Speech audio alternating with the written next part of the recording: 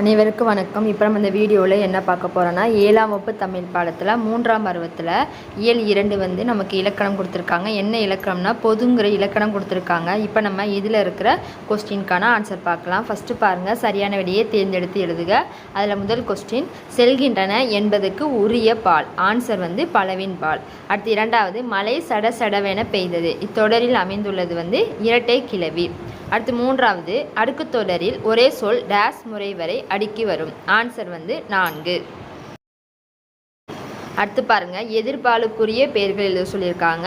இப்போ மகளிர்னா ஆடவர், ஆண்னா பெண், சிறுவன்னா சிறுமி, அரசன்னா அரசி, மாணவன்னா மாணவி, தோழினா தோழன். அப்படியே பார்த்து எழுதிக்கோங்க. அடுத்து உயர்திணை அக்ரிணை என வகைப்படுத்த சொல்லியிருக்காங்க.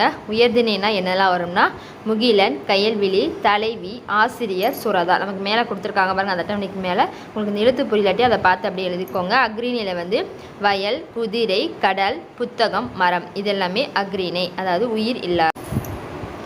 அடுத்து நமக்கு மூவிட பெயர்களை அடிக்கோடிட்ட சொல்லியிருக்காங்க. அடிக்கோடிட்டு என்ன சொல்லியிருக்காங்க, அதை வந்து எழுத சொல்லியிருக்காங்க. வந்து நம்ம கோடு போட்டிருக்கோம் பார்த்தீங்களா, அங்கெல்லாம் கோடு போட்டுக்கோங்க. போட்டுட்டு அந்த அட்டவணைக்குள்ளே நான் சொல்கிறதெல்லாம் எழுதிக்கோங்க. தன்மையில் வந்து எங்கள், எனக்கு, நானும். அடுத்து முன்னிலையில் உங்கள், நீர், நீயே, உங்களோடு. அடுத்து படக்கையில் வந்து இவர், அது. இதெல்லாம் அப்படியே பார்த்து எழுதி அந்த 1 2 3 4 5ல் அந்த எது கீழே கோடு போட்டிருக்காங்களோ அதை அப்படியே கோடு போட்டு எழுதிக்கோங்க. அடுத்து நெக்ஸ்ட் பேஜில் பாருங்கள், குருவினா வந்து கேட்டிருக்காங்க. மொத்தம் நமக்கு 4 குருவினா இருக்குது. முதல் குருவினாக்கான ஆன்சர் 35, 3வது நாளுக்கு வந்து 37 இருக்குது. 2வது குருவினாக்கான ஆன்சர் உங்களுக்கு காமிச்சிருக்கு, அதை அப்படியே பார்த்து எழுதிக்கோங்க. முதல் குருவினா எடுத்துக்கோங்க. பால்னு சொல்லி நமக்கு இருக்கா, அதில் உயர்திணைக்குரிய பால்னு சொல்லி ஒரு ஹெட்டிங் கொடுத்துருப்பாங்க. அது கொடுத்து அது கீழே ஒரு 3 இது கொடுத்துருப்பாங்க. அது எல்லாமே குறிச்சிக்கோங்க. முதல் கொஸ்டினுக்கான ஆன்சர்.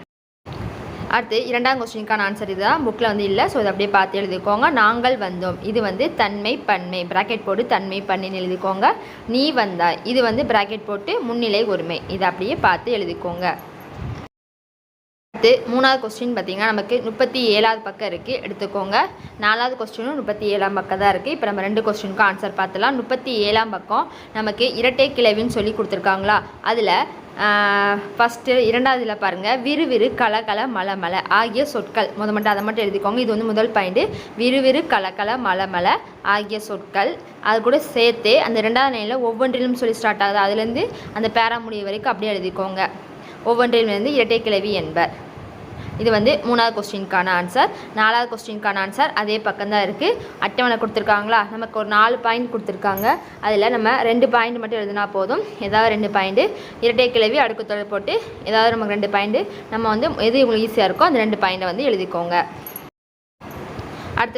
அடுத்து பின்னாடி சில ஒன் வேர்ட்ஸ்லாம் இருக்கும், அதுக்கான ஆன்சர் பார்க்கலாம். ஒருத்தவங்க வீணை வாசிக்கிற மாதிரி இருக்குது, அது என்னது, உயர்திணை. அடுத்து வந்து பசுங்கிறது வந்து ஒரு அக்ரிணை. அடுத்து ஒரு பெண் வந்து பூ கெட்டுற மாதிரி இருக்குது, அதுவும் நமக்கு உயர்திணை தான். அடுத்து படத்துக்கு பொருத்தமான பாலை எழுதுக. ஃபஸ்ட்டு சிங்கம் வந்து கொடுத்துருக்காங்க, அது வந்து ஒன்றன்பால். அடுத்து ஒரு மாணவன் மாதிரி இருக்குது, அது வந்து ஆண்பால். அடுத்து பூங்கிறது வந்து ஒன்றன்பால். அடுத்து ஒரு மாணவி இருக்காங்க, அது வந்து பெண்பால். அடுத்து வந்து பலர்பால். அடுத்து வந்து பலவின்பால். அதை அப்படியே பார்த்து எழுதிக்கோங்க. பலர்பால், பலவின்பால்.